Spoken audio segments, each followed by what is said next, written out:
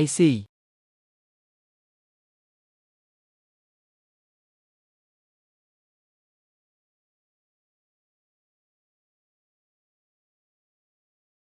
តើអ្នកហ៊ាននិយាយអំពីវិធីអារក្សនិងសាសនាខុសឆ្គងក្នុងនាមព្រះ ការ ទេ ស្មានទុកដីរដ្ឋដាវយេមិនបងប្រុសចេនអារក្សអាក្រក់នេះវាវិកវេដាវដែលមនុស្សគ្រប់គ្នាមានសិទ្ធិសម្លាប់នរណាម្នាក់នឹងជួយអ្នកមិនស្ទាក់ស្ទើរក្នុងការប្រើដាវជាអាវុធនៅក្នុងវិមានកន្លងមកចុកទាំងនេះគួរតែត្រូវបានកម្ចាត់ចោលទាំងស្រុងតាំងពីយូរយារណាស់មក មួយ ហើយ ទៀតត្រូវបានបញ្ជូនទៅសម្លាប់ដើម្បីសម្អាតដាវប្រលឹងមើលទៅមានជីវជាតិណាស់គាត់ក៏បានយកឈ្នះលើបញ្ហាប្រឈមដ៏លំបាកសម្រាប់ខ្ញុំដែរអ្នកត្រូវតែឈ្នះឆានៀង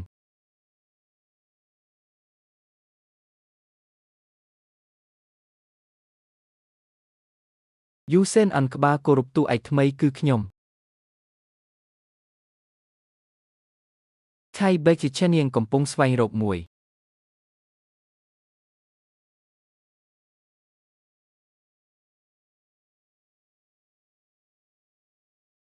ក្មេងអភ័ព្វម្នាក់នេះពិតជាអភ័ព្វណាស់តើការញ៉ាំរបស់នេះនឹងធ្វើឲ្យខ្ញុំកាន់តែសូមឡើងមួយជាន់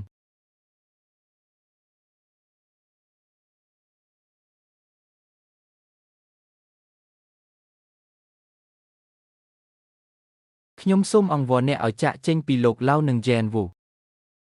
គាត់បានរត់គេចខ្លួនដោយមានរបួសធ្ងន់ធ្ងរកងកម្លាំងពង្រឹងបានមកដល់យ៉ាងឆាប់រហ័សដើម្បីបញ្ចប់សមរភូមិពួកគេបានចាប់យកប្រដាប់ភេទដែលត្រូវបានព្យួរព្រះអាទិត្យនីតិខរដូវឲ្យប្រញាប់ឡើង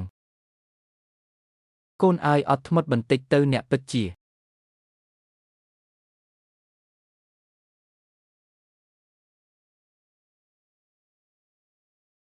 អេរ៉េស្គួរតែសុំឲ្យខ្លួនឯងអត់ធ្មត់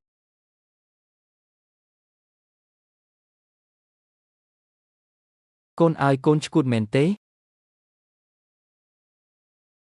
វាចាំបាច់ក្នុងការបែងចែករវាងនីតិខរដូវនិងរដូវក្តៅ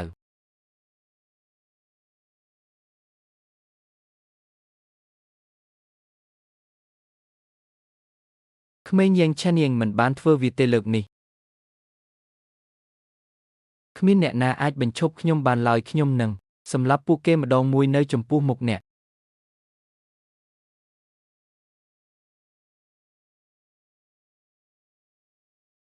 ទៅនីតិខរដូវ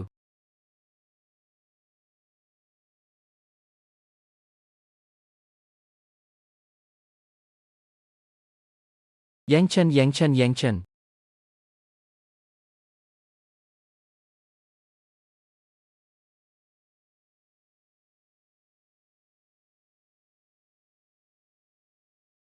យ៉ានភ្ញាក់ឡើង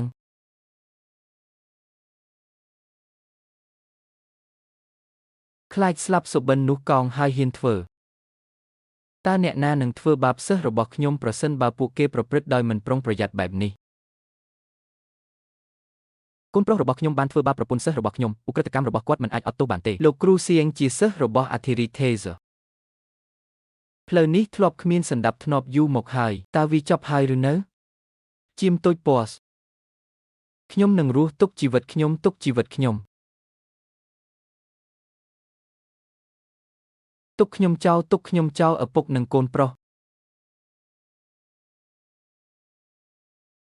អ្នកនឹងមិនរស់នៅបានយូរគ្រប់គ្រាន់ដើម្បីក្លាយជាបូជាចាយតាវទេ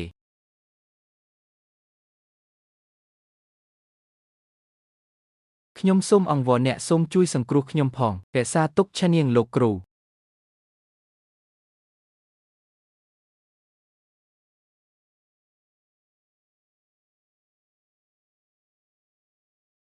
កូនប្រុសរងរបួសធ្ងន់ការដួលរលំនៃគ្រឹះតម្រូវឲ្យមានប្រាជ្ញានិងល្បិចកល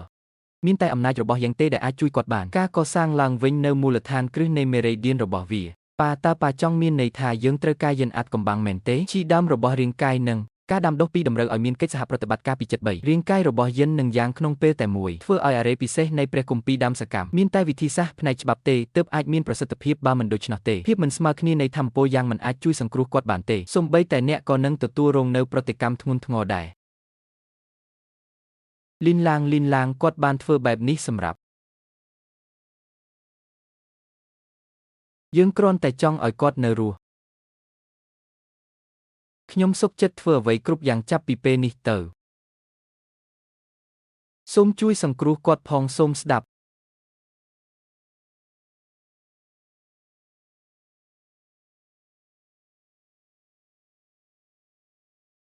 ធម្មពលយិនជួយយ៉ាងក្នុងវត្តយិនយ៉ាង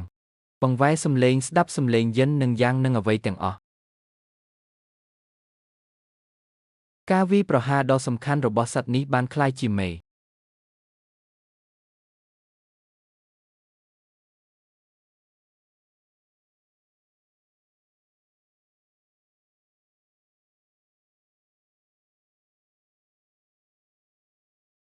ការកសាងឡើងវិញនូវព្រះគុណសង្គ្រោះជីវិតរបស់ព្រះបរមតា សេចក្តីសប្បុរសរបស់អ្នកនឹងមិនត្រូវបានគេបំភ្លេចឡើយលោកគ្រូឆៃមានអំណរគុណយ៉ាងជ្រាលជ្រៅចំពោះការជួយសង្គ្រោះជីវិតខ្ញុំការផ្លាស់ប្ដូររូបរាងមេរីឌៀនរបស់គ្រូឆៃកូដកម្មនិងការរៀបចំឡើងវិញគឺជាការទម្លាយភាពតច្រកមួយបំបែក